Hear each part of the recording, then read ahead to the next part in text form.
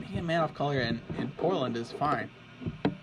You know, it's not that difficult to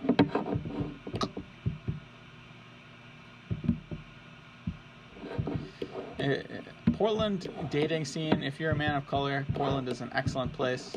You know, even if you're not interested in only dating Caucasian, if you're interested in like dating all types of girls will be more interested in dating you because there's less of a stigma in there's less of a stigma in your there's less of a stigma with your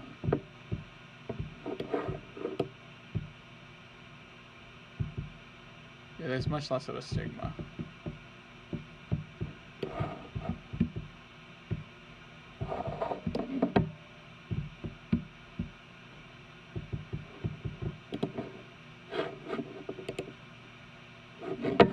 But anyway, that might be too intense for my first podcast, but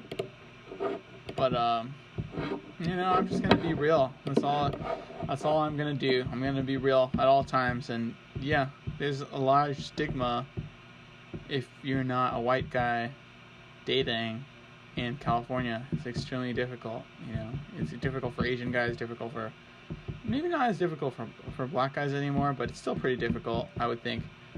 But it's definitely a big stigma, and you know, it's kind of taboo. But yeah, you know, if you're not white in California, dating is just a lot harder, and you have to be like super successful. And in Portland, you don't have to be that successful, and you can still date. You know, it's awesome. You can just, it's kind of like much more normal experience. Like, I know I've been on subreddits before where there are guys and they're like, well, I'm 6'5", I'm a model, I'm making like $200,000 a year, and I still can't get a girlfriend. And that is not the case in Portland at all.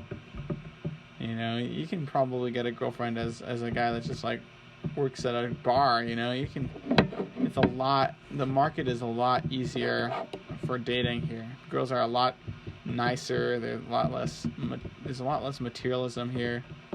So it's just kind of just like a nicer, more welcoming environment. And so I think that whatever type of person you are, Portland is a great place. And you might think that, you know, maybe you're a right-wing guy and you think, oh, but the girls are all feminists in Portland. And that's true, but they're never like insane about it. They're usually like pretty nice about it. Like, you just can't be sexist. And that's fine. Like, why do you want to be a sexist anyway? I mean, I think Portland is very, very reasonable. Girls in Portland are very, very reasonable about being progressive. Like, I am not one to ever shy away from a girl who's very liberal or very progressive or very feminist. I think that's a good thing. Wouldn't you? You would probably want your daughter to be a feminist, wouldn't you? Like, if you ever had a daughter, like, to value herself, value herself equally to a man's. I think that makes a lot of sense. A lot of society is geared towards men, you know, and it's geared towards our interests because we are the ones that have the most power culturally. So I think that it's just kind of it's just not normal to. I think that it's a good thing if men are, you know, equal. And a lot of right wingers will say, oh, there's like, you know, people, you know, they don't want equality, they want supremacy or whatever. And, you know, there's nothing wrong with that. There's nothing wrong with wanting whatever you can get. You know, that's human nature. But it's just like,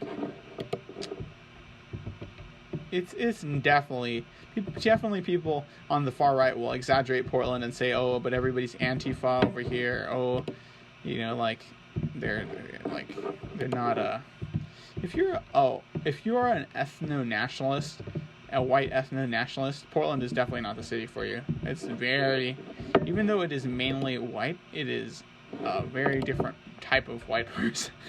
Very, very different type of white person. Yeah, you would not be happy here because people are like way, way, way open. Like, it's crazy. But Anyway, Portland is a great place, different culture, nice people, very open, people are very artistic. That's why I'm starting my podcast, is because I just want to start being creative. I want to start,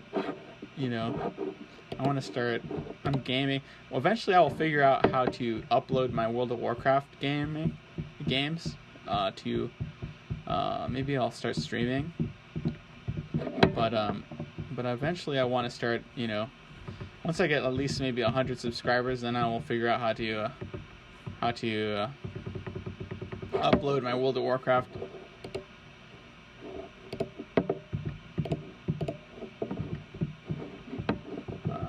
Anywho.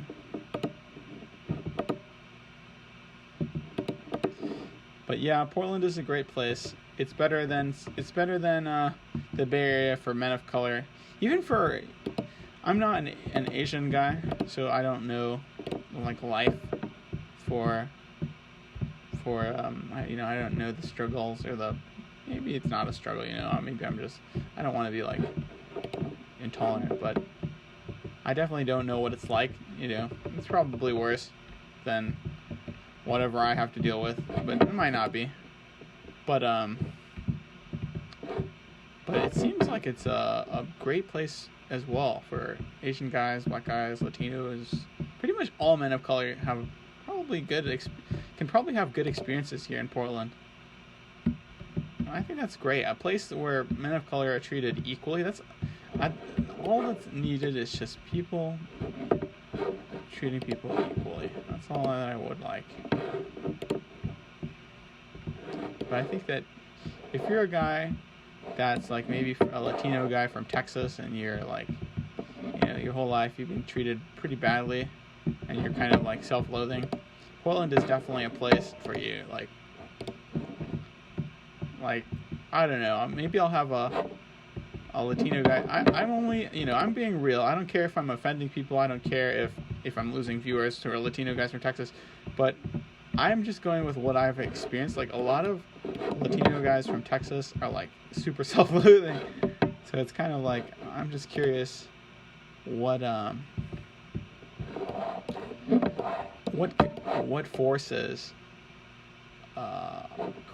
create that reality, whether it's whether people are too mean, or I don't know. But anyway, Portland is a great place for men of color. Portland is a great place for people of color, just even economically, because the jobs, even though the jobs are not as good here as the Bay Area, the discrimination is almost zero.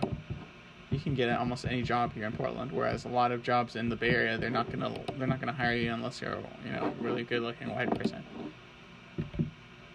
Not all of the jobs. Some of the jobs will only hire you if you have like a 200 IQ and you're an engineer. But even for the jobs, but if you weren't doing a job like that, if you were not doing if you were not 200 IQ and you were not an engineer, you would do fine here in Portland. And maybe, let's see how much longer I have. I have 3 minutes left. This is part 1. I'll probably ramble on and say the same things again. But hopefully you like my podcast. This is my first episode. It's 60 minutes long. I'm going to upload it, every day. I think I only have 15 minutes, a 15-minute video that I can do. So I'll just make this into a four-part miniseries. But anyway, thanks so much. This is my first time doing the podcast, and that is going to be 15 minutes per video. Okay, thanks so much. Peace.